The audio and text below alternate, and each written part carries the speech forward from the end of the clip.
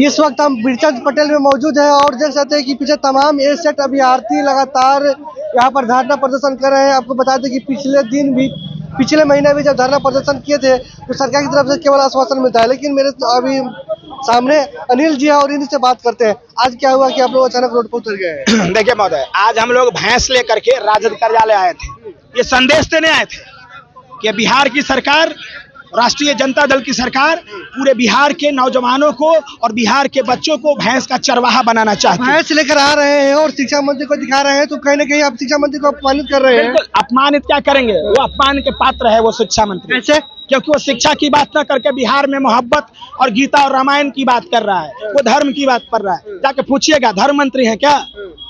धर्म की बात क्यों करते हो आप? राजनीति करते हो, तुमने चुनाव जीता है बिहार विकास के लिए। रामचरितमानस का विकास करके बिहार का विकास होगा क्या? तो आप क्या मांग करना चाहते हैं? बिहार में शिक्षा की बात करे शिक्षा मंत्री। कुंभकर्णी नींद में जो भैंस की निद्रा में वो सोई हुई है। ठीक है, आप प्रेम से भी बोल सकते थे, लेकिन आप भैंस दिखा रहे हैं, शिक्षा मंत्री को भैंस साबित करना चाह रहे हैं। अरे भैंस नहीं, अगला बार सुअर लेकर के आएंगे।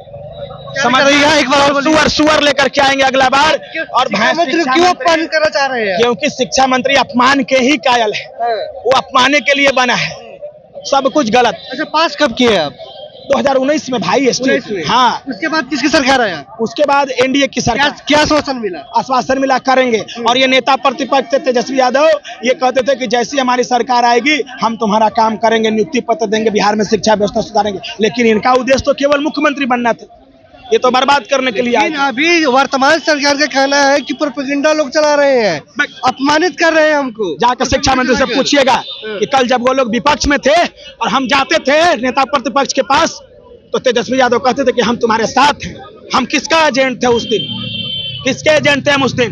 क्या लग रहा है, तेजस्वी यादव अपने बातों से मुकर रहे हैं क्या? हमें तो लगता है कि शिक्षा मंत्री एजेंट है किसी का, जो बिहार को बर्बाद करने के लिए आए हैं। जाके कह दीजिएगा उनको। आगे क्या करना? आगे तो फरवरी के महीने में विधानसभा का सत्र नहीं चलने देंगे। नहीं चलने देंगे? नहीं, एकदम नहीं। बिहार विधानसभा में आग लगा के घुस जाएंगे। हाँ, आग लगा कर घुस जाइएगा। फिर आपको डर नहीं लगता है? डर नहीं लगता। अरे पिछले दिनों में जेल भी गए थे आप। कोई फर्क नहीं पड़ता, आत्मदाह करेंगे विधानसभा गेट के आगे, वो भैंस लेके घुसेंगे। भैंस लेकर घुसेगा विधानसभा में? हाँ हाँ। प्रशासन पता है ना, प्रशासन लेकर रहता है वहाँ। प्रशासन है बिहार में। कितना प्रशासन कितना है? 80,000 अभ्यर्थी रहेंगे हम लोग। आइएगा ना, ईंट से ईंट बजा देंगे। तो पिछला बार आश्वासन क्या मिला था, अब रिवर क्यों कर? आश्वासन बोलते कर देंगे। कब कर देंगे भाई बताओ? फिर अभी आश्वासन मिला, कर देंगे। कब कर देंगे? कब कर देंगे बताओ? तो आप देख सकते हैं कि नाराज छात्र कहीं ना कहीं आक्रोशित है। अब तो बार बार आश्वासन मिलता है और फिर शिक्षा मंत्री मुकर जाते हैं। अब अभी अभ्यर्थी है यहाँ पर क्या किया? हम लोग 7वां नोटिफिकेशन मांगने के लिए आए थे। अगर नहीं देगा तो हम लोग विधानसभा का घेराव करेंगे और जोरदार तरीके से करेंगे। अगर लाठी चलाएगा तो उस लाठी खा के हम लोग मर जाएंगे, उससे बेहतर है कि हमको बहाली कीजिए, नहीं तो छोड़ दीजिए। चलिए, अभी शिक्षा स्टेट अभ्यर्थी, तो आप स्टेट अभ्यर्थी जी, क्या कहना चाहिए? आज भैंस बना दिया शिक्षा मंत्री। अरे शिक्षा मंत्री भैया ये भैंस से भी बदतर है। भैंस भी सुन ले बीन बजाने पे, लेकिन ये शिक्षा मंत्री सुनने अपमानित कर दिए आप। जो अपमान करने के योग्य होगा उसको हम सम्मान कहाँ से देंगे भैया? ये अभ्यर्थियों का अपमान करते हैं शिक्षा मंत्री, तो जो इंसान दूसरे को अपमान कर रहा है वो सम्मान का भागीदार कैसे हो सकता है? आप सोचिए ना, जो इंसान युवाओं को लाठी से पिटवा रहा है, उनको जेल में डाल रहा है, अगर उनसे रोजगार की बात कही जा रही है तो ये कैसी हमदर्दी ये अभ्यर्थियों से दिखा रहे हैं? जब ये हमसे नहीं दिखा रहे हैं तो इनसे किस प्रकार की हमदर्दी हम दिखाएंगे? हम बिल्कुल नहीं दिखाएंगे। और इनसे यही मांग है कि अविलंब जो है 7वें चरण माध्यमिक उच्च माध्यमिक की विज्ञप्ति लाए। इसके सिवाय इनके पास कोई दूसरा विकल्प नहीं है। अगर ये सत्ता में रहना चाहते हैं तो युवाओं को रोजगार दे, उन्हें ससमय स्कूल पहुंचाए, विद्यालय में पहुंचाए, क्योंकि हम अभ्यर्थी बने हुए हैं शिक्षा प्रदान करने के लिए। ये रोड पे दर दर भटकना हमारा काम नहीं रह गया, लेकिन ये हमारी मजबूरी है। ये निकम्मी सरकार और हमारे बहके हुए शिक्षा मंत्री जी, इनको एक चेतावनी है कि अगर आप फरवरी के महीने में 7वां चरण का विज्ञप्ति नहीं लाते हैं तो अगले महीने में इससे भारी कुछ हम करने वाले हैं। और आपको अगर सत्ता बचाना है तो युवाओं को रोजगार दीजिए, नहीं तो बोरिया बिस्तर समेटिए और बिहार से बाहर भागिए। आप बिहार में ऐसे निकम्मे भ्रष्टाचारी मंत्रियों का और नेताओं की कोई जरूरत नहीं है। सरकार आखिर छात्र आखिर विश्वास करे तो किस पर करे? वर्तमान सरकार है, पीछे जो नए आते हैं उस पर विश्वास करे।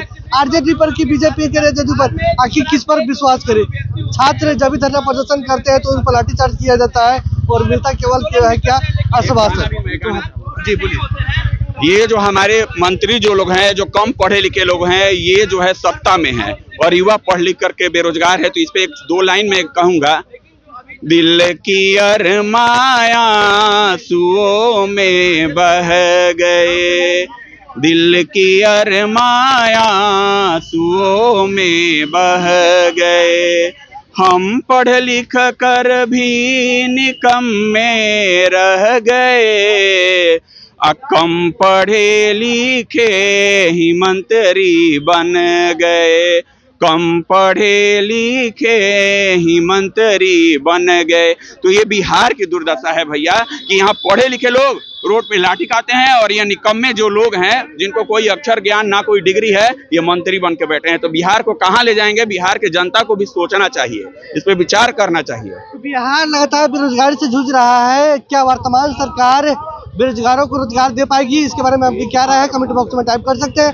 चैनल पर पहली बार आए चैनल को सब्सक्राइब कर ले और जरूर शेयर करें। धन्यवाद।